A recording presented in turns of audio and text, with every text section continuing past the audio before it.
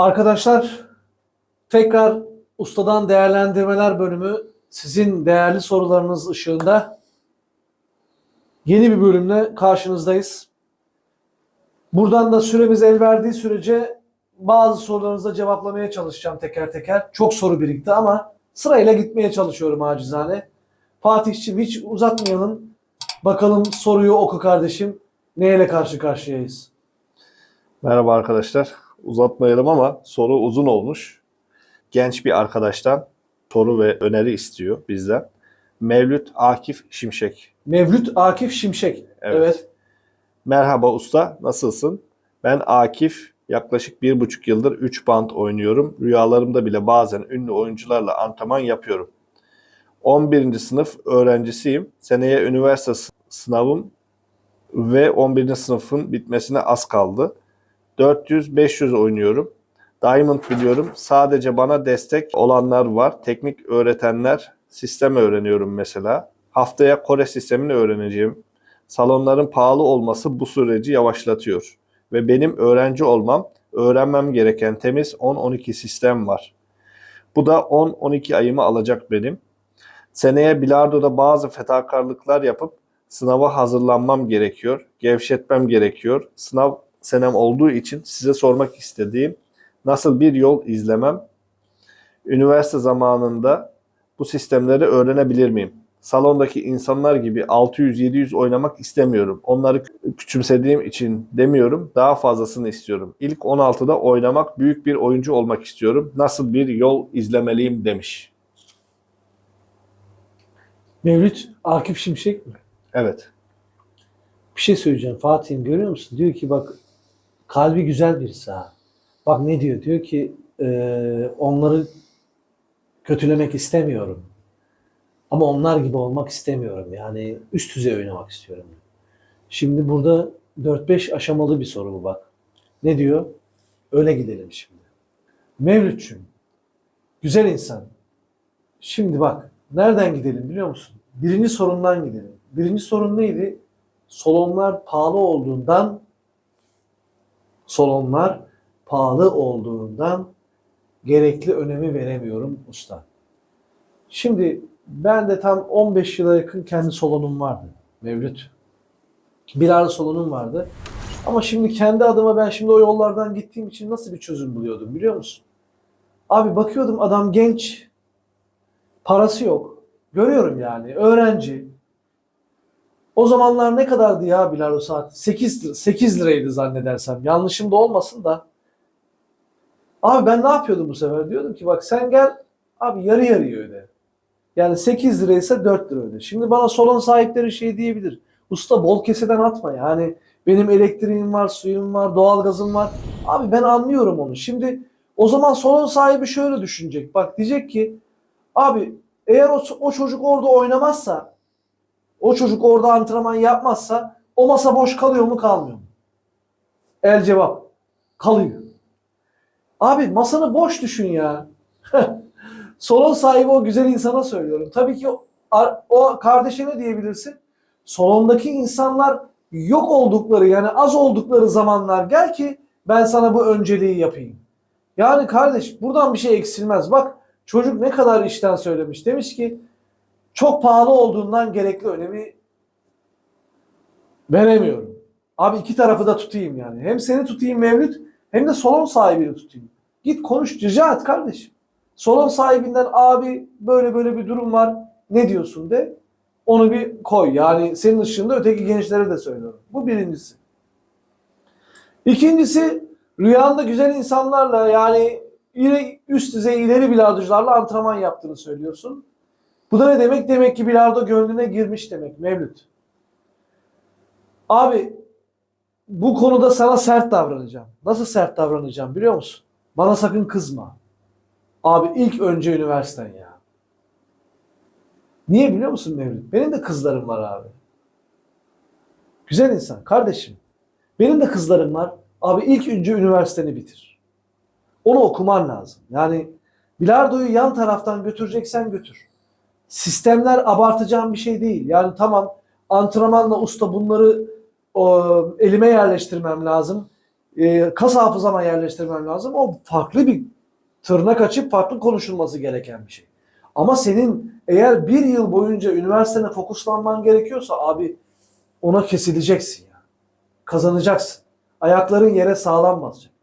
Neden biliyor musun? Abi fazla para kazanamazsan, yani şöyle diyeyim, fazla hayatını idame ettirecek parayı kazanamazsan ben sana ne bilardo oynayabilirsin ne de topluma faydalı bir insan olabilirsin. Yani sorunlu, psikolojik problemleri olan, insan ilişkileri iyi olmayan, antisosyal bir adam haline dönersin. Ayakların yere sağlam basması için ne yapman gerekiyor biliyor musun? Değil mi? Abi okuman lazım yani. Güçlü olman lazım kardeş. Murat abinin mantığı bu, ben sana söyleyeyim. Abi biz güçlü olacağız ya. Güçlü güçlü. Öteki insanlardan ayrılmamız lazım. Ayaklarının yere sağlam basması lazım kardeşim. Ondan sonra bilardo oynarsın zaten. O zaman ne olursun biliyor musun? Bilardo saatinin parasını da düşünmez hale gelirsin. Bak ben sana söyleyeyim. Ben sana her türlü yardım edebilirim kardeş. Mevlüt. Sistemlere başladık bak. Sistemleri izle. Onları hani haftada üniversitene çalış. Haftada bir gün gel çalış ilk etapta. Yani bir sene böyle bir genişlik vermek istiyorsan ver. Ben senin bilardocu, uluslararası bir adam olmanı tabii ki isterim. İlk önce okulun. Kendine bir antrenman planı yap. Haftada bir günde git bu işi çöz ya. Mevlüt, ilk bir sene böyle yap kardeş. Ondan sonra ötekini konuşuruz seninle, tamam mı? Öpüyorum seni. Canım benim. Gönlüne sağlık. Bu arada şey de var. Onu da ben eklemek isteyeyim Mevlüt kardeşimize. Üniversitelerde spor takımları var. Evet. Bazı üniversitelerde özellikle hangi bölüm okuyacağını bilmiyorum ama spor bölümüyle alakalı işte bilardosu, işte masa tenisi, normal tenis, basketbol, Ciddi misin? futbol. Ama şeyi biliyorum, bilardo okullara girdi. Kulüpleri var. Evet. Spor kulüpleri var üniversitelerin altında. Evet. Oralara kayıt olabilir. İşte nasıl eskiden ilk başta bunlar bir şeyle başladı. Satranç kulüpleriyle başlanıldı. Şimdi aktiviteler çoğaldı. Çoğaldı. Ayrıca Spor Bakanlığı da teşvik ediyor üniversitelerde. Evet. Hatta Spor Bakanlığı'na, Gençlik ve Spor Bakanlığı'na bağlı özel spor salonları var. Onları araştırırsa, eğer kendi şehrinde yoksa gittiği üniversitede de önceden araştırırsa onları edinebilir. Oradan da fonlayabilir kendini. Yani şunu diyorsun sen bana yani. Üniversiteyi kazandıktan sonra da bu işi çok rahatlıkla bu platformda devam edebilir. Tabii. Ama yani ana mesele bu, şu anda odaklanması gereken okulu. Tamam mı? Aynı baban gibi konuşuyorum. Senin baban yaşındayım yani. Mahvederim seni. Yapma sakın, okuluna odaklan. Tamam mı Fatih? Geç öteki soruya abi. Usta, bir değerli konuğumuz da şöyle bir yorumda bulunmuş. Efkan Çim kardeşimiz. Usta selamlar. Instagram'da zaman zaman konuşuyoruz. Zaman ayırıp cevap veriyorsun. Mutlu ediyorsun. Bugün sana sorum, uzak mesafeli atışlarda ince görebilmek için yapılacak bir egzersiz var mıdır? Atmadan önce ince olduğundan çok emin olduğumuz toplar bazen güm diye kalın çarpıyor. Sevgiler, selamlar İstanbul'dan demiş. İstanbul'dan Efkan Çim. Çim. Bak Efkan Çim var ya, aslında Fatih Çim bak başkalarına da örnek oluyor. Bak ne diyor? İstanbul'dan. Abi lütfen ya. Ya inadına üstüne basa basa bunu söylüyorum. Abi nereden yazıyorsanız altına yazın ya.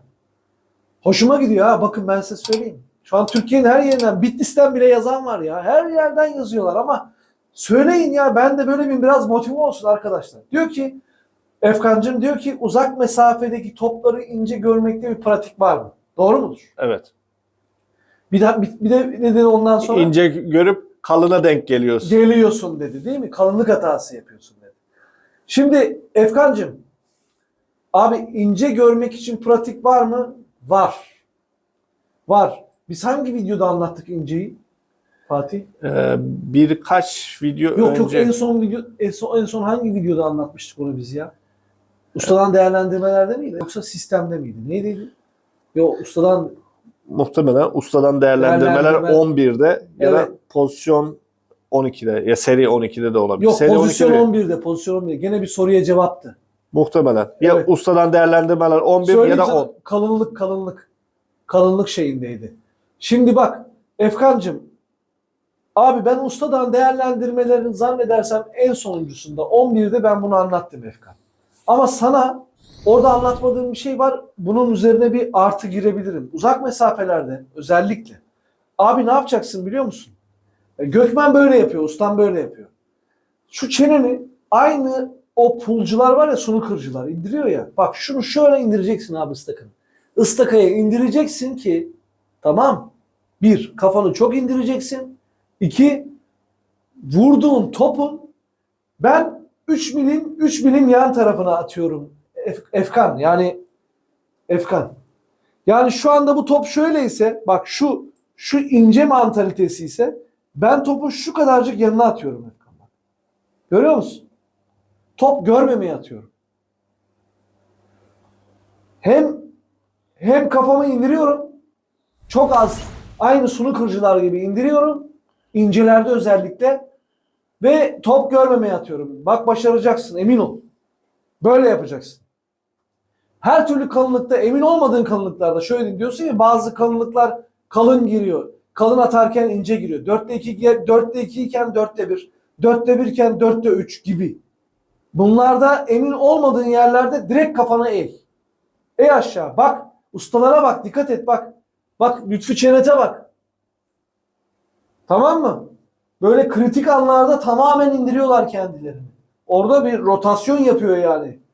Sen de yap. Öpüyorum. Sevgiler kardeşim. Üstadım bir soru daha var. Yine genç bir arkadaşımız yazmış. Hasan Günenç. Murat abi merhabalar. İsmim Hasan. 21 yaşında. Henüz bilardoya başlayalı bir yıl oldu. Şu an yaklaşık 0.500-0.600 ortalama ile oynuyorum. Canım benim ha. Sana sorum şu ustam. Birinci topun banda yapışık olduğu durumlarda nasıl bir teknik ile topa vurmalıyız ki turnike, kesme vesaire atışlar yapabilelim? Bunu da videolarda cevaplarsan sevinirim. Çünkü neredeyse hiç alamıyorum bu sayıları demiş. Tamamdır. Hasan mı? Hasan. Güzelim benim. 0500-0600 mi diyor? Evet. Genç herhalde değil mi? 21 yaşında. 21 yaşında. Abi görüyor musunuz? Bakın ha. Benim izleyicilerimin %70'i %60'ı da genç, haberiniz olsun. Acayip hoşuma gidiyor. Yani o yüzden heyecanım hiç bitmiyor. Hem Fatih'in hem benim. Niye? Abi gençleri istedik zaten ya. Ötekiler nedensiz derecede bilmiyorum ya. Birazcık sitemimde olacak. İzliyorlar, abone olmuyorlar. Sebebini bilmiyorum. Abi şu ellerinizi abone butonuna basın ya. Oraya niye basmıyorsunuz ben anlamıyorum. Çok cimri davranıyorsunuz ya. Bir şey olmayacak abi. Bana para vermeyeceksiniz. Merak etmeyin ya. Motive edeceksiniz. Motive. Yurt dışında gözükmeye başlayacağım. Arkadaşlar. Görüyorum ben çünkü. Yani bana kim abone değil görüyorum. Mübarek adam yorum yapmış ama abone değil. O zaman kafam karışıyor ya. Yani aileden değilmiş gibi hissediyorum abi onu. Aile olalım abi ya. Kimdi? Hasan. Hasan. Hasancığım. Bak güzelim. Beni iyi dinle. Fatih'im görüyor musun? Hasan bak şimdi. Bak. Şimdi bu top banta yapışıkken ne yapıyorsun usta? Bana taktik verir misin? Veriyorum kardeşim. Şimdi bak adamlar, çoğu insan, çoğu bilardocu ben görüyorum. Eskiden ben de öyle yapıyordum ama tabii ki yılların tecrübesiyle artık bunları öğreniyorsun. Yani bakıyorsun ustalar nasıl davranıyor, nasıl yaklaşıyorlar. Şimdi bak. Şimdi bu topun ne olursa olsun hızlı veya yavaş tempoda vuracağın da pozisyonlar da dahil. Senin banta yapışık pozisyonlarda direkt tek bir tempoyu ele alman lazım. Nedir direkt tek tempo? Beynin o zaman otomatikman aklın şunu diyor. Mesela çift turnike atıyorsun ya da bir 5 bant atıyorsun. Banta yapışıksın. Ha topa hızlı vurmam lazım. Hızlı vurmam gerekiyor dediğinde bak bu ıstakayı böyle yapıyorsun. Bak. Yanlışımız orada. Halbuki sen orada hemen bakış açını değiştirip ne yapman gerekiyor biliyor musun? Benim sadece buraya ulaşacak tempoda vurmam lazım.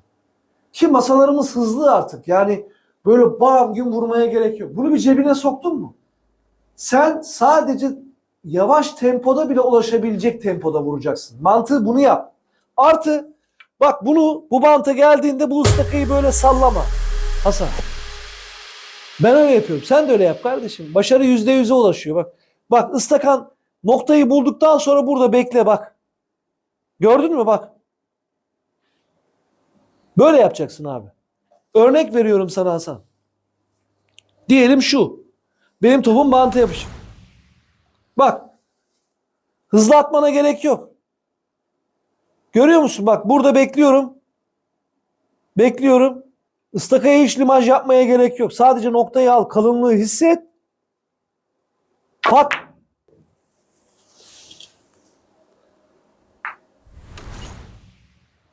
Bak. Görüyor musun? Başka bir örnek. Duruyorum bak. Şöyle yaptığında bulamazsın. Hata yaparsın. Bekle. Bekle burada. Ondan sonra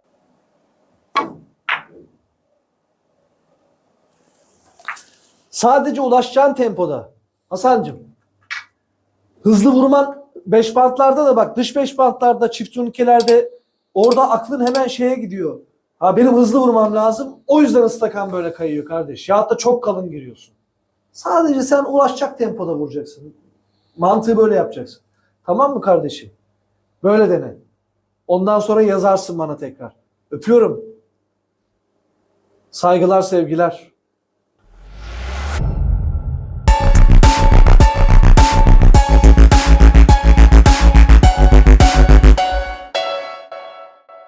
Bilardo'da daha önce hiç denenmemiş, hiçbir yerde bulamayacağınız yepyeni bir konseptle artık yayındayız. İstikamet, yetenek, armoni, psikoloji, sistem, teknik, bilardoya dair ne varsa tecrübeyle yoğrulmuş profesyonel bilardo oyuncularından yeni başlayanlara tavsiyeler eşliğinde yepyeni bir ufka yelken açtık. Bu yolculuğa hep birlikte beraber çıkıyoruz.